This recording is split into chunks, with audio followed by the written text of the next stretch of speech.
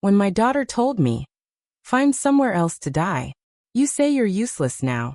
I packed my bags like the obedient wife and mother I had always been.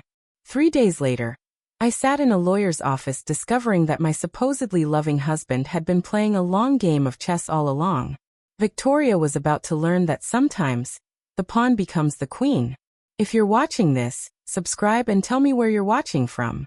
Let me tell you how I went from a homeless widow to the woman holding all the cards. Because darling, this story has more twists than a pretzel factory. 2 months ago, I was Margaret Sullivan, devoted wife for 43 years and mother to one spectacularly ungrateful daughter. When Robert died from a heart attack at 71, I truly believed my world had ended. Victoria swooped into my grief like a vulture in designer heels, cooing about how hard this must be for me.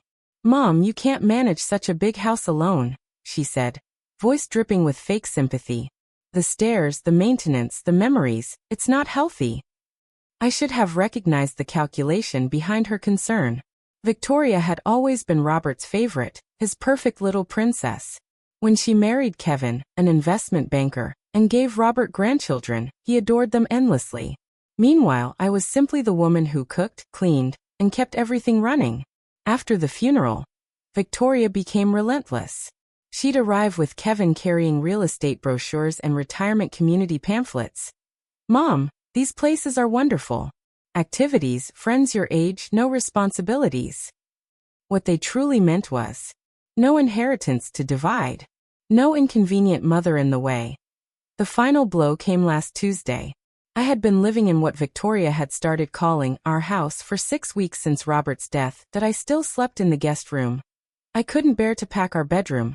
Victoria arrived unannounced with Kevin and 2 large suitcases. "Mom, we've made a decision. Kevin got promoted, and we need to move into town immediately. This house is perfect for us." I stared confused. "Move in? But this is my home." For a brief moment her mask slipped. Cold calculation flashed in her eyes. "Actually, Mom, according to Dad's will, I inherited everything.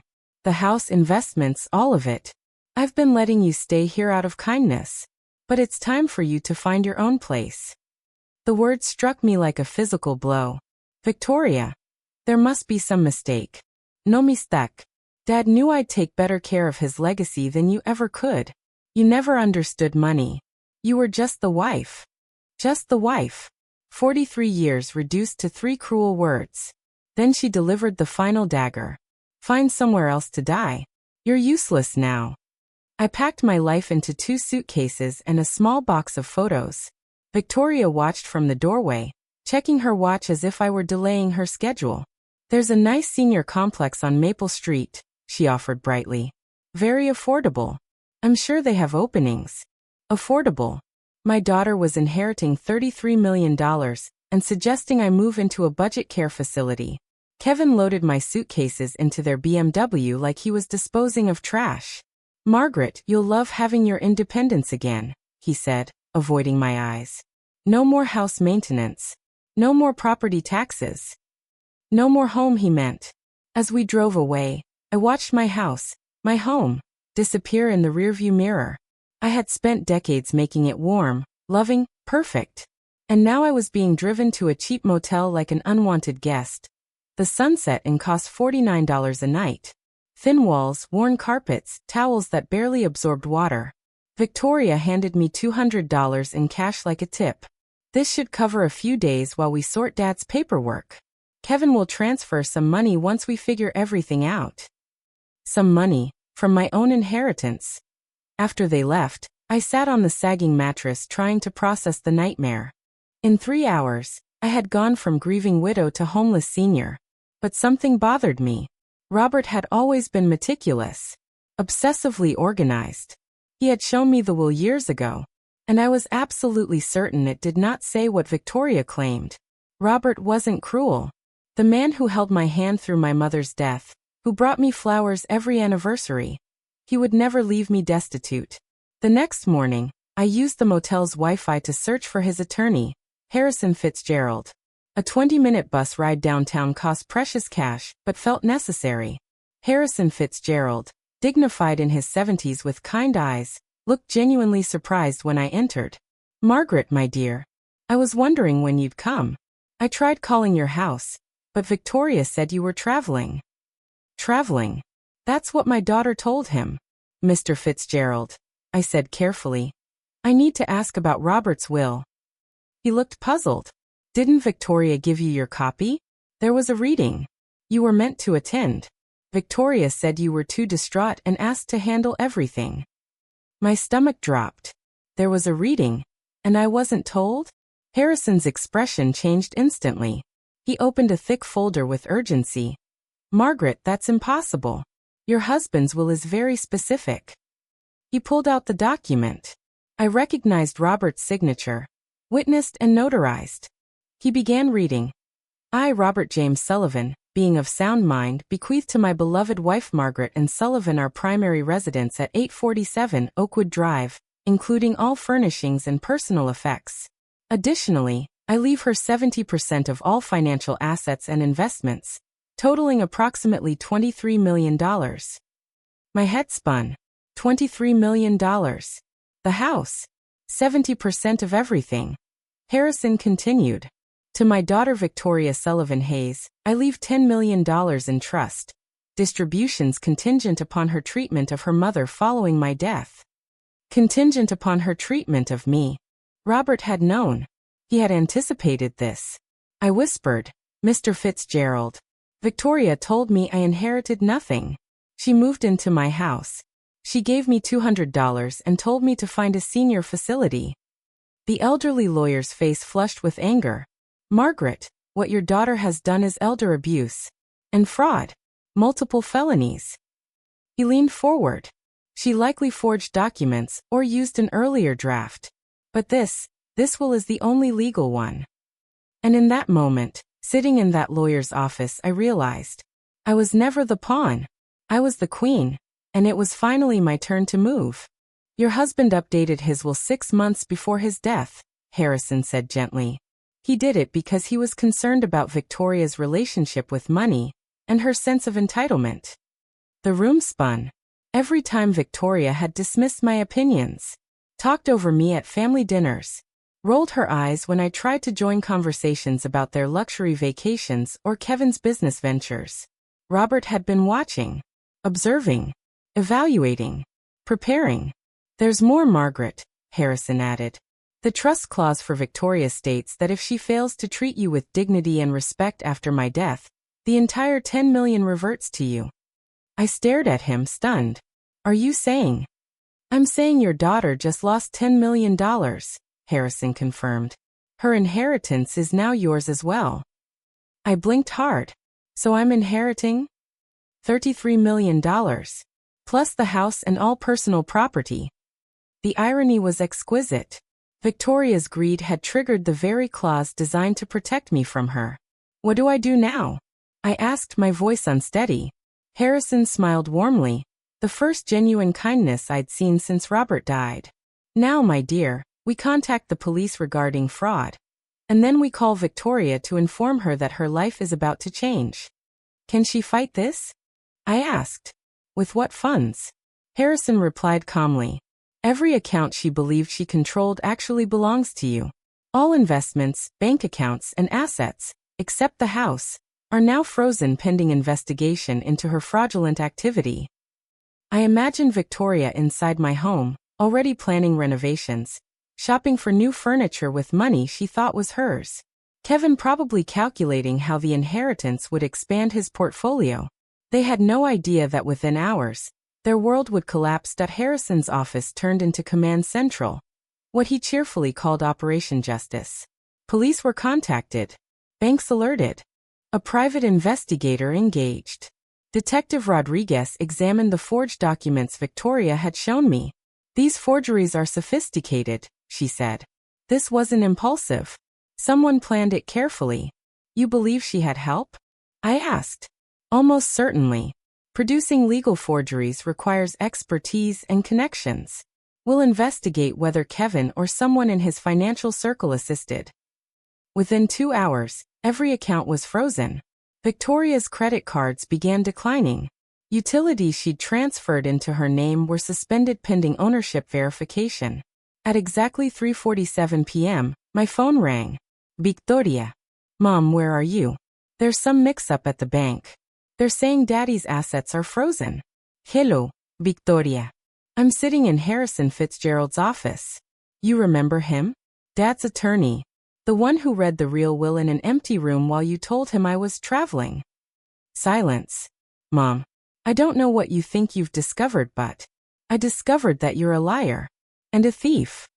Sweetheart. Dad left everything to me. I was protecting you from managing complex finances. Oh, I understand perfectly. You forged documents, committed fraud, and threw your 67-year-old mother out of her own house because you thought I was too foolish to notice. Her voice sharpened. Desperate. Mom, you're confused. Grief has overwhelmed you. Someone is taking advantage of you. Even caught, she tried to manipulate me. Victoria. I said calmly.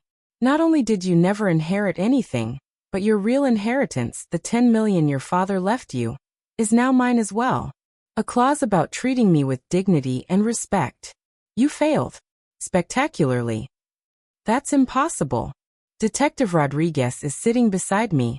Would you like to discuss the impossibility of fraud charges with her? The line went quiet. I could hear Victoria calculating, searching for escape. Mom, please. Let's meet. We can resolve this privately. Oh, we'll meet soon, I said. At your arraignment. You wouldn't press charges against your own daughter. Something cold and final settled inside me. Watch me. I hung up. Harrison beamed proudly. How long before arrest? I asked. Detective Rodriguez answered. We have enough for a warrant. She'll be taken in tonight. Kevin's records are subpoenaed. If he helped create these documents, he'll be charged too. My phone buzzed with a message. Mom, please don't do this. Think about the grandchildren. Detective Rodriguez glanced at it. Classic emotional manipulation. I typed back. I am thinking of them. They deserve to know what happens when you steal from family. 20 minutes later, Kevin called. Margaret, surely we can resolve this privately. Involving police is excessive. Kevin, did you help forge those documents? That's not, Margaret. You must understand the pressure Victoria was under. That's a yes. It wasn't malicious. She believed she was protecting you. By throwing me out and telling me to find somewhere else to die? Kevin went silent. Here's what happens next, I said. You'll both be arrested. You'll face federal fraud charges. And I'll be sitting in my house, watching it unfold. Margaret, please be reasonable. I was reasonable for 43 years. It didn't serve me well.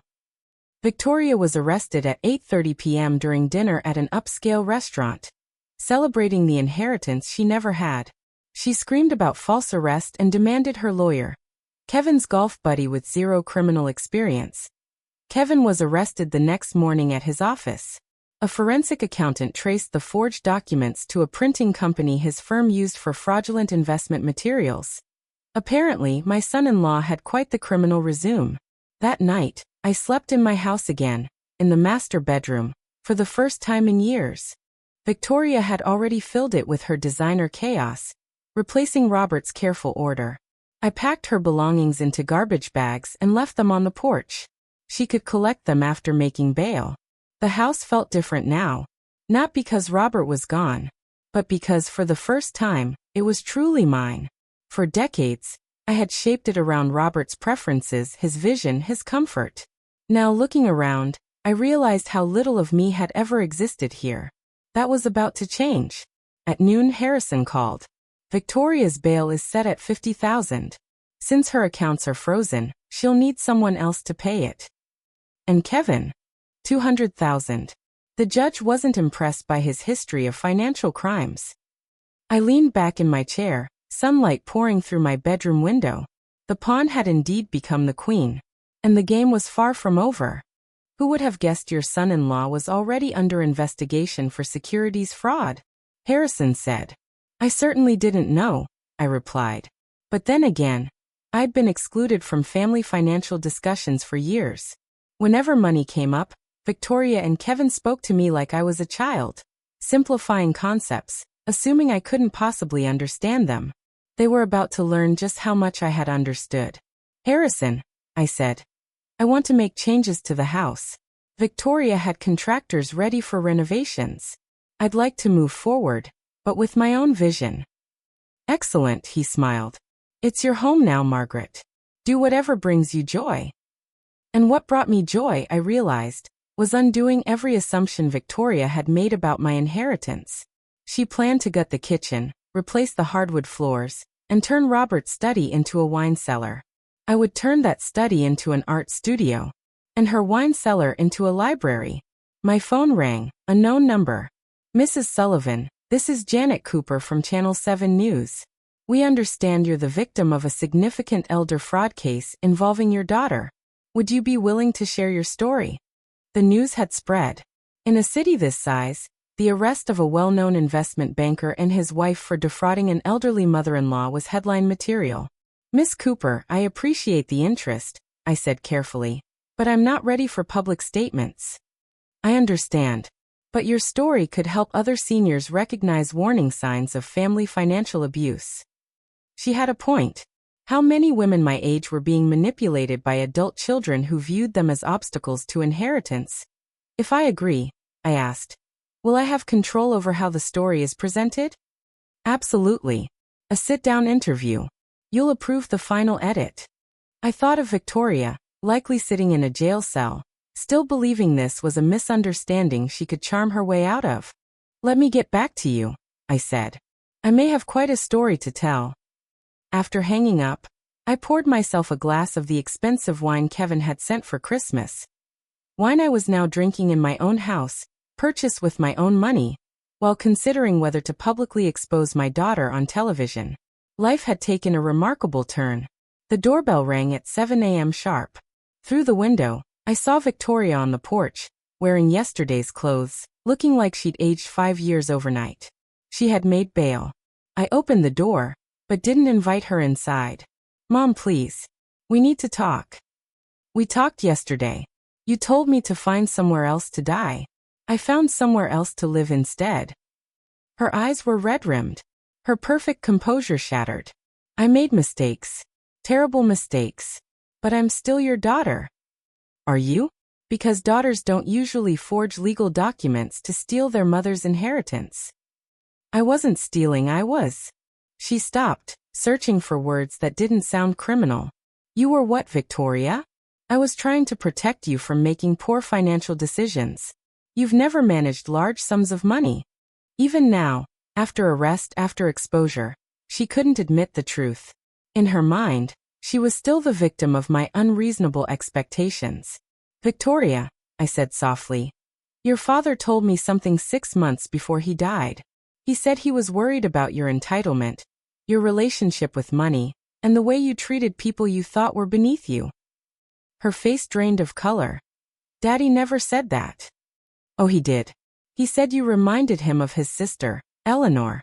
Beautiful, charming, and incapable of thinking about anyone but herself. He told me he changed the will because he feared what you'd do to me if you had control. That's a lie. I took out my phone. Actually, it's not. Your father recorded a message to be played if you contested the will, or treated me poorly after his death. Victoria stared at the phone as if it were venomous. He knew, sweetheart. He knew exactly who you were beneath the charm. The only thing he didn't predict was how far you'd go. Play it, she whispered. I tapped the screen. Robert's voice filled the morning air. Calm, steady, devastating. If you're hearing this, Victoria, it means my fears about your character were justified. I hoped I was wrong. I hoped my daughter had more integrity than I suspected. But if Margaret is playing this recording, then you've proven me right in the worst possible way. Victoria sank onto the porch steps as the recording continued. I spent 43 years watching your mother sacrifice her dreams, her ambitions, her independence to care for our family. She worked part-time jobs to pay for your college while I built my business. She postponed her education, gave up career opportunities, and poured herself into being the wife and mother she believed we needed. Each sentence cut through Victoria's excuses like a blade. By the time you hear this, You'll have discovered that treating your mother poorly has cost you everything. I hope it was worth it." The recording ended. Victoria was crying. Not the delicate tears she once used to manipulate, but raw, broken sobs. "He hated me," she whispered. "No, Victoria. He loved you enough to hope you'd prove him wrong. You chose otherwise." She looked up at me, mascara streaking her face. "What happens now? Now you face consequences. Fraud charges, investigation, and public exposure when this story reaches the news." "The news?" "Channel 7 wants to interview me about elder financial abuse. I'm considering it." Her face collapsed. "Mom, please. Think about the grandchildren. Kevin's career. Our whole family." "I am thinking about it. You didn't think of any of them when you committed multiple felonies." She stood slowly, older and defeated. "I know you won't believe me, but I never meant for it to go this far. I just wanted the money, the security, the status, to never worry again." For the first time since this began, she told the truth. "I believe you," I said. "But wanting something doesn't justify destroying people to get it." She nodded, tears flowing. "What can I do to fix this?" "You can start by admitting what you did was wrong. Not misunderstood. Not complicated. Wrong. It was wrong," she whispered. "Completely, unforgivably wrong." She looked at me, seeing not the passive mother she once controlled, but the woman who had outmaneuvered her entirely. "I deserved this, didn't I?" "Yes, Victoria. You did." 3 days after Victoria's porch confession, Kevin's mother arrived at my door. Eleanor Hayes was exactly as expected. Perfectly styled hair, draped in jewelry, radiating entitlement born of generations of wealth. "Margaret, we need to discuss this rationally." I invited her inside, curious what version of reality the Hayes family had built to justify their son's criminal charges. She settled into my living room as though granting an audience. "Kevin made poor choices, but prosecuting him seems vindictive, don't you think?" "Vindictive? Your son helped steal my inheritance and threw me out of my own home." Kevin followed Victoria's lead. He didn't understand the full situation. The audacity was impressive. "Mrs. Hayes," I said calmly, "Kevin created forged legal documents." "That's not following someone's lead," I said calmly. "That's conspiracy to commit fraud." Eleanor Hayes folded her hands gracefully. "Kevin's attorney believes we can reach a settlement that benefits everyone. You get your house back. Victoria faces appropriate consequences. And Kevin avoids the publicity of a trial." Appropriate consequences. As if my daughter's crimes were a minor breach of manners. "What kind of settlement?" I asked. Eleanor smiled, convinced she'd found an opening. "Kevin's family is prepared to compensate you for your inconvenience. $2 million, in exchange for dropping charges against Kevin. $2 million. To forgive the man who helped steal $33 million from me." "Mrs. Hayes," I said, "your son participated in a scheme that cost me everything I owned. You believe $2 million covers that?" "Margaret, be realistic. Kevin has a career, children, a reputation. Sending him to prison benefits no one. It benefits justice." For the first time, Eleanor's polished mask cracked. "Justice," she snapped. "You're destroying multiple families over money you wouldn't have even known how to manage." There it was again. The same condescension. In their world, I was still just the help who had inconveniently stood up. "I think we're finished here," I said. "Margaret, reconsider. $5 million. Final offer. $5 million to let Kevin walk free." The amount was staggering. But the principle was not negotiable. "My answer is no." Eleanor stood, her composure instantly restored. "Very well. But you should know. Kevin's legal team has uncovered some interesting information about your husband's business practices. It would be unfortunate if that became public during trial." The threat was clear. Oddly, I felt no fear, only curiosity. "What kind of information?" I asked. "The kind that may change your opinion about who the real criminal is in this family." After she left, I called Harrison immediately. "Margaret," he said, "whatever they think they've found, it doesn't change the facts of Victoria and Kevin's crimes. But could it affect the case? I asked. Potentially. If they introduce doubt about your husband's character or business history, they could confuse a jury. I thought of Robert. Of our marriage. Of 43 shared years. Harrison, I said. I want to know everything about Robert's business. Every deal. Every partnership. Every irregularity. There was a pause. Margaret, are you certain? Sometimes the past is better left buried. The Hayes family is threatening to drag Robert's memory through the mud to save their son. I'd rather learn the truth first. That evening, I sat in Robert's study, my study now, and began reviewing his files. Robert had always been meticulous. Every document dated. Every folder labeled. But the deeper I went, the more things stopped making sense. Payments to shell companies. Consulting fees wildly inflated. Partnerships with businesses that seemed not to exist. By midnight, I had discovered something that shattered everything I thought I knew about my husband. The private investigator Harrison recommended, Carol Chin, was sharp-eyed and efficient. She spent 6 hours in the study, photographing documents and building what she called the real picture of Robert's empire. Mrs. Sullivan, she said gently, your husband was operating a sophisticated money laundering network through his consulting firm. Millions of dollars in illegal transactions over at least a decade. The words hit like a physical blow. That's impossible. Robert was an honest man. I'm sorry, she said, but the evidence is overwhelming. He was laundering money for organized crime groups using his legitimate business as cover. I stared at the papers across Robert's desk. Invoices for services never performed.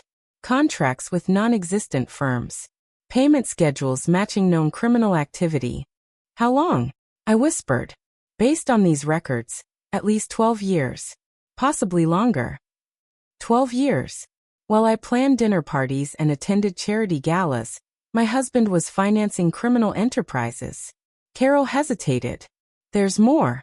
The $10 million Robert left Victoria came directly from laundered funds. If the FBI discovers this, they'll seize everything as criminal proceeds. The room spun. Everything? The house? The investments? Yes. Unless. Unless what? Carol looked uneasy. Unless Victoria and Kevin's legal team already know this and plan to use it as leverage. If they tip off the FBI first, they could negotiate immunity in exchange for cooperation. My daughter and son-in-law weren't just thieves. They were holding a nuclear weapon over my head. What are my options? I asked. Legally, you could contact the FBI yourself. Come forward voluntarily. You'd likely lose most of the money, but may keep the house. If you don't, Kevin's lawyers will leak the information strategically. Either way, you lose everything, but waiting could expose you to charges for unknowingly benefiting from criminal proceeds. I thought of Eleanor Hayes's smug certainty. They had known about Robert's crimes all along. Carol, I asked, how did they find out? Kevin is an investment banker. He would recognize laundering patterns immediately. The real question is what they plan to do with the information. My phone rang. Victoria. Mom, we need to meet tonight. There are things you need to know about Daddy that change everything. I already know, I said. Silence. You know what? I know about the money laundering, the criminal connections, that everything your father left us is tainted. Another pause, then a slow exhale. Mom, listen carefully. Kevin's lawyers have contacted the FBI. They're willing to renegotiate our situation. What kind of renegotiation? Kevin gets immunity for information about Daddy's network. You keep $5 million and the house. The rest goes to the government. And the fraud charges disappear. We all walk away. It was brilliant, in a sociopathic way. Victoria had turned my moral victory into strategic blackmail. Victoria, I said quietly, you're asking me to profit from your crimes by exploiting your father's crimes. I'm asking you to be practical. The alternative is losing everything, and possibly facing charges yourself. I looked around Robert's study. The expensive furniture. The rare books. The art. All purchased with blood money. I need time, I said. Mom, the FBI meeting is tomorrow morning. Kevin's lawyer needs an answer tonight. After I hung up, I sat alone in the dark study, surrounded by the evidence of my husband's double life. 43 years married to a stranger. A daughter who had inherited more than wealth. She had inherited his gift for deception. But she had made one mistake. She underestimated who I became when my back was against the wall. I picked up the phone and dialed Carol Chin. Carol, how fast can you get me a meeting with the FBI? I have a story they'll want to hear. FBI agent Sarah Martinez looked exactly as I imagined, sharp, calm, and immune to charm. She sat across from me in Harrison's office, recording every word. Mrs. Sullivan, you understand that by coming forward voluntarily, you may be admitting to benefiting from criminal proceeds? I understand, I said. But I'd rather tell the truth than let my daughter and her husband manipulate this situation. And then I told her everything. Robert's secret empire. Victoria's fraud. Kevin's forgeries. The attempted extortion disguised as a settlement. When I finished, Agent Martinez looked up. Your daughter believes she can trade information about your husband's crimes for immunity from her own. I smiled, calm, certain. She's about to learn she's not the only one who knows how to play chess. That's exactly what she believes, Agent Martinez said. And she thinks you'll cooperate because you're afraid of losing everything. Agent Martinez smiled, the first real smile since we'd met. Are you afraid, Mrs. Sullivan? I considered the question carefully. 2 weeks ago, I was a grieving widow sleeping in a budget motel. Today, I'm voluntarily sitting with federal agents confessing about my dead husband's secret criminal operation. Fear is no longer my primary emotion. What is? She asked. Anger. Pure, focused anger at being manipulated by people who underestimated my intelligence for decades. Her smile widened. Mrs. Sullivan, would you be willing to wear a wire? 3 hours later, a recording device was taped to my chest beneath my blouse. I sat in my living room, waiting for Victoria and Kevin to arrive for what they believed was my surrender meeting. They knocked exactly at 8 p.m. Both were dressed like they were heading to a business dinner. Kevin carried a briefcase, likely filled with settlement agreements and immunity documents. Mom, you look better than you have in weeks, Victoria said, kissing my cheek as if nothing had happened. I feel better. Clarity has that effect. Kevin opened his briefcase with the practiced efficiency of a man who'd negotiated many questionable deals before. Margaret, our lawyers have structured this very favorably. You keep the house, $5 million in clean assets, and full immunity from charges related to Robert's activities. Clean assets, I repeated. That's an interesting phrase. Victoria shot Kevin a warning glance. Mom, the important thing is we're all protected. The past stays buried. We move forward. What about the $33 million Robert actually left me? That money is tainted, Victoria said quickly. It can't be separated from Daddy's activities. $5 million is the best possible outcome. And what do you get? I asked. From this arrangement? Kevin leaned forward, confidence returning.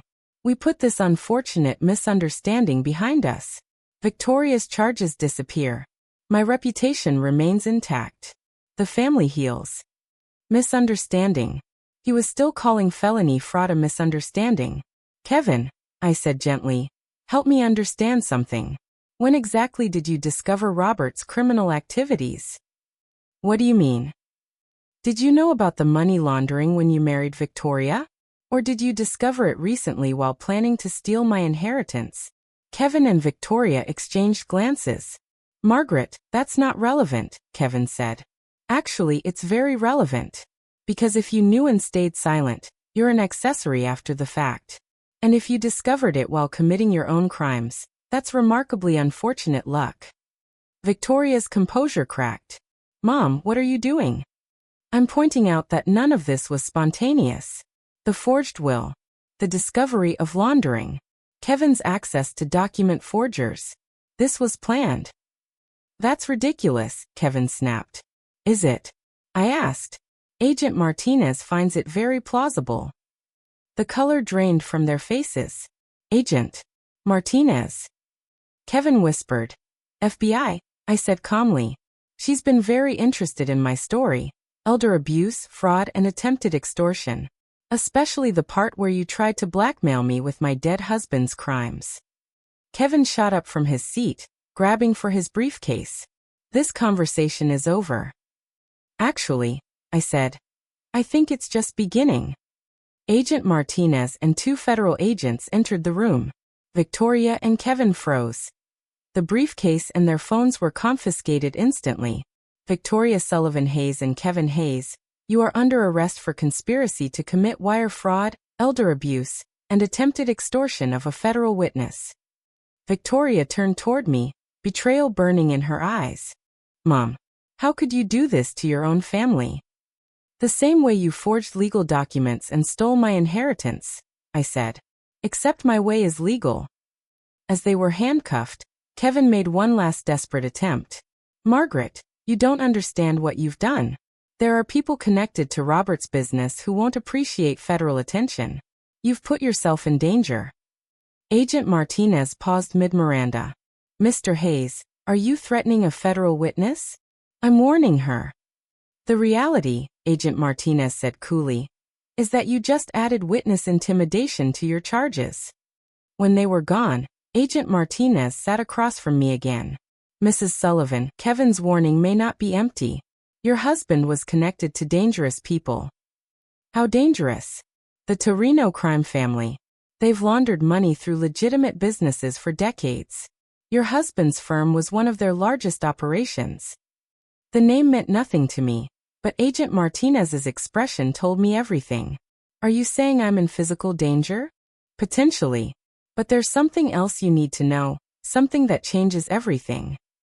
She placed a thick file folder on the table. Mrs. Sullivan, your husband wasn't just laundering money for the Torino family. He was an FBI informant. The world tilted. For 12 years, he provided intelligence on organized crime while appearing to run their laundering operations. His cover was so deep even local FBI offices didn't know. He was critical to multiple investigations. And the money? I asked. The FBI allowed him to retain a percentage to maintain cover. The funds he left you were legitimate compensation for cooperation. I stared stunned. So the $33 million is legally mine? Yes. Your husband's work led to 47 arrests and over $200 million in seized criminal assets. Everything he left you is lawful. Why wasn't I told? The operation was still active. And until your daughter's fraud attempt, we couldn't be sure of your knowledge or involvement. Ironically, their scheme confirmed your innocence. Victoria and Kevin had tried to blackmail me with information that actually proved my husband's heroism. The irony was almost poetic. What happens now? I asked. You reclaim your assets. Your daughter and son-in-law face federal prosecution. And you decide what kind of life you want to build. I looked around my living room. No longer the place of humiliation, but the birthplace of my second life. Agent Martinez, I asked, in your professional opinion, am I a terrible person for feeling satisfaction about my daughter's arrest? Agent Martinez smiled warmly. Mrs. Sullivan, you're a woman who refused to be victimized. That's not terrible. That's inspiring. 6 months later, I stood in the kitchen of my renovated home, brewing coffee for 2.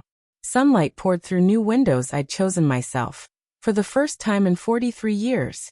Good morning, Margaret, said Dr. Sarah Chin, Carol's sister and now my financial advisor, stepping in with a folder of investment reports. And in that moment I realized, I wasn't just surviving anymore. I was living, on my own terms. Good morning, Sarah. Ready for our quarterly review. The last 6 months had been a storm of legal battles, media interviews and personal reinvention. Victoria and Kevin were each serving 18-month federal sentences. News coverage of their crimes had made me an unexpected figure in senior advocacy circles. Your portfolio is performing beautifully, Sarah said, settling at my new breakfast table. The charitable foundation is fully operational, and the scholarship fund has already chosen its first recipients. The Margaret Sullivan Foundation for Elder Protection had become my life's mission. Using $15 million of my inheritance, we were funding legal aid for seniors facing financial abuse by family members and supporting legislative reforms to strengthen elder protection laws. Any update on the documentary? I asked. Netflix confirmed the production deal. Filming begins next month. My story had grown far beyond local news. The Mother's Revenge, an American crime story, was being developed as a limited series, with proceeds benefiting elder advocacy organizations. And Victoria? Sarah's voice softened carefully. She's written again. Her lawyer says she wants to apologize and ask for forgiveness. Victoria had sent 17 letters from federal prison. I'd read the first few, ranging from self-justifying explanations to desperate pleas, before deciding to stop opening them. Some relationships, once shattered, cannot be repaired with words alone. Sarah, I asked, has my position changed? Not according to our previous conversations. But people evolve, Margaret. Even those who've made terrible choices. I thought about the woman I'd been 6 months earlier, grieving, dependent, willing to accept whatever scraps of dignity my family offered. That woman might have forgiven Victoria out of guilt or tradition. But that woman no longer existed. Schedule a meeting with Victoria's attorney, I said. Not to reconcile, but to make something clear. What exactly? I want Victoria to understand that her actions created consequences beyond prison. She destroyed our relationship permanently, and her children will grow up knowing why their mother went to prison. Sarah hesitated. That sounds harsh. Good. It's meant to be harsh. Victoria made adult decisions that harmed the person who loved her most. She doesn't get to escape emotional consequences simply by writing letters. Sarah noted it in her portfolio. And the grandchildren? She asked. Victoria requested supervised visits. My relationship with those children will depend on who they become as adults, not on their mother's attempts at rehabilitation. Just then the doorbell rang. Through the window, a delivery truck waited with a large package. Must be the new furniture for the studio, I said. The art studio had become my favorite renovation. Robert's former den was now bright and airy. A place where I rediscovered my love for painting, something I'd abandoned when I stepped into the role of supportive wife and mother. Margaret, Sarah asked softly, may I ask something personal? Of course. Do you ever regret how all this unfolded? The prison sentences, the publicity, the permanent fracture in your family. I considered her question while signing for the delivery point 6 months earlier. I'd been invisible, a widow with no home, no money, and no future. Now, I was a philanthropist, a foundation founder, the subject of a documentary, and a woman with purpose beyond survival. Sarah, I said, my daughter tried to steal everything I owned and leave me homeless. My son-in-law forged documents and attempted blackmail. They revealed who they truly were when they believed I was powerless. But they're still family, Sarah said gently. No. Iraplia. Their DNA. Family protects you when you're vulnerable. They don't exploit your vulnerability for profit. Sarah closed her portfolio satisfied. Besides, I added, look at who I became once I stopped allowing them to define my worth. After she left, I walked through my house. My house, decorated to my taste, organized around my priorities. In the art studio, I unveiled my latest painting, a self-portrait of a woman standing in sunlight, face turned toward the future. She looked nothing like the grieving widow who once packed her life into 2 suitcases. This woman looked powerful, independent, unafraid. She looked like someone who learned that the greatest revenge isn't getting even.